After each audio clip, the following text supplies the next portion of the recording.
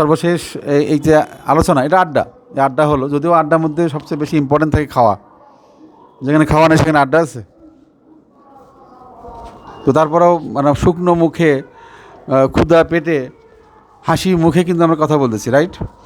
তো ওই আশায় যে ইফতার করবো, দেখা যাক। আচ্ছা, সর্বশেষ আমরা কথা বলবো যার সাথে। কী নাম তোমার? সাহাব। সাহাব, ক্যাডেট সাহাবে তুমি হবা। কোন ক্যাডেট হয়েছে তুমি? Comilla cadet college. Comilla cadet কলেজে দেখো অনেকে ফাজলামি করে বলে সি সি সি সি, মানে C C C, Comilla cadet college. MCC Mirzapur cadet college. FCC মানে ফৌজদারহাট ক্যাডেট কলেজ, এটা সংক্ষিপ্ত রূপ। ওই জন্য অনেকে মজা করে বলে সি সি সি। তো কুমিল্লা ক্যাডেট কলেজ আমি গিয়েছি কয়েকবার। পাহাড়ের কোল ঘেঁষে সুন্দর একটা কলেজ, প্রাকৃতিক বা আরণ্যিক পরিবেশে। কুমিল্লা ক্যাডেট কলেজ, তোমার সিলেট ক্যাডেট কলেজ, এগুলো কিন্তু আরণ্যিক পরিবেশ। সন্ধ্যার পরে শিয়াল ডাকে, সন্ধ্যার পরে কিন্তু মানে ওয়াল টপকে যেতে ভয় লাগে, এত বেশি পরিমাণ ওখানে মানে বন্য প্রাণীরও একটা অত্যাচার আছে। তো যাই হোক, সব কিছু মিলিয়ে কুমিল্লা ক্যাডেট কলেজের ইতিহাস ভালো এবং রেজাল্টও ভালো। তো তোমার এমনি বাড়ি কোথায়? পাবনা। পাবনার মানুষ কুমিল্লা দিল, তুমি কি তোমাকে জিজ্ঞেস করে নেই ভাইবা বোর্ডে যে কোথায় হতে চাও? জিজ্ঞেস করে নেই? তোমাকে তো পাবনা দিতে পারতো। পাবনা। আচ্ছা, যাই হোক, যেখানে দেখ চার দেয়ালের মাঝে সব এক। কারণ তোমাকে যদি চোখ বেঁধে কোথাও ক্যাডেট কলেজে ঢুকাই দেয়, তুমি কি বলতে পারবা কোন ক্যাডেট কলেজ? না, সবে তো এক। সবে এক প্রশাসন, একই ধরনের নিয়ম, একই ধরনের পড়ালেখা, একই খাবার, একই ধরনের মানে ওখানকার কালচার।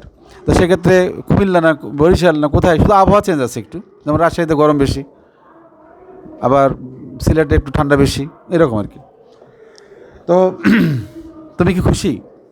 আচ্ছা, তুমি খুশি কিনা? তোমার খুশি অনুভূতিটা, তোমার পরিবার খুশি কিনা, এবং তুমি যে ক্যাডেট হয়েছে তোমার বন্ধুরা খুশি কিনা, এবং বন্ধুরা যারা তোমাকে জানতে পেরেছে তারা আসলে জেনে আসলে খুশি হয়েছে না তারা হিংসা করছে?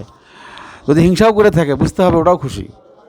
মানে বিষয়টা এরকম যে আমি হতে পারলাম না, তুই হলি রে, যা তুই অনেক বড় হ। খারাপ লাগতেছে ওর, কিন্তু আবার তোমার জন্য তারা খুশি হচ্ছে। এগুলো এগুলো এই অনুভূতিগুলো তোমরা বুঝবা না, বড় হলে বুঝবা। আজকে এই সফলতাটাতে তোমাকে কোথায় নিয়ে যাবে?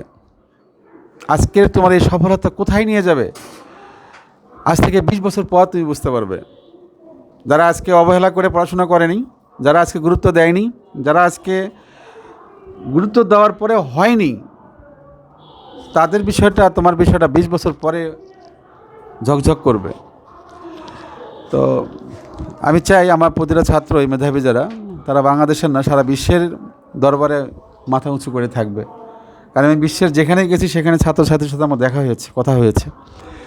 আর যারা মেধাবী, যারা স্কলার, তারাই তো দেশের বাইরে যায়, এবং তাদের সাথে যখন কথা বলি তখন আমার নিজেকেই আমি খুব গর্বিত হই, আমি খুব গর্ববোধ করি। তা আমি চাই তোমরা ছোটো মানুষ, তোমরা সবেমাত্র 7-এর ছাত্র বা ছাত্রী, বাট মেধার দিক দিয়ে তোমরা সেরা। তো সেই মেধা দিয়ে তুমি কি হতে চাও, কি করতে চাও? ডিফেন্স অফিসার তো বটেই, যেহেতু তারা কলেজ সৃষ্টি করেছে তোমাকে ডিফেন্স অফিসার বানানোর জন্য। ডিফেন্স অফিসার তো হবেই তুমি। এরপরে কি হতে চাও? পাশাপাশি তোমার এই সফলতায় আসলে তুমি কার প্রতি বেশি কৃতজ্ঞ? তোমার এই সফলতায় তুমি কার প্রতি বেশি কৃতজ্ঞ? সেখানে MCCর ভূমিকা হয়তো আছে কিছু, সেটাকে তুমি কীভাবে মূল্যায়ন করতে চাচ্ছ? এরপর পরবর্তী যারা আসতেছে বা আসবে তাদের জন্য তোমার কী উপদেশ? ওকে। এবং আমার প্রাইভেট টিউটর এবং MCC অনেক বড় ভূমিকা রেখেছে। এবং আমি যখন পড়াশোনা করি তখন আমার আম্মু বাবা একটা খালি স্পেস করে দেয় যাতে আমি এখানে পড়াশোনা করতে পারি। এই কথাটাই গতকালকে বলেছে এক জায়গায়। আমাকে স্টুডেন্ট আমাকে ফোন করে বলে কি জানো, স্যার আপনি আপনার আম্মুকে একটু বলবেন। আমি কী বলবো? আমি যখন পড়তে বসি না, আমাকে ডিস্টার্ব করে আমার ছোটো ভাই বোনেরা, এখানে আমি বলতে পারি। আমার এত ভালো লাগলো কথাটা শুনে, আমি সাথে সাথে ওর মাকে ফোন দিলাম। আমি শোনেন, বাচ্চাকে পড়ার সময় না পড়ার পরিবেশ দেবে, দরজা বন্ধ করে বলবেন তুই পড়, আমি দেখ পাহারা দিচ্ছি। দরজা খুলে যদি বলেন কেউ যাইস না, ওখানে যাইস না, যখন শুনে ছোটোটা যাইস না শুনছি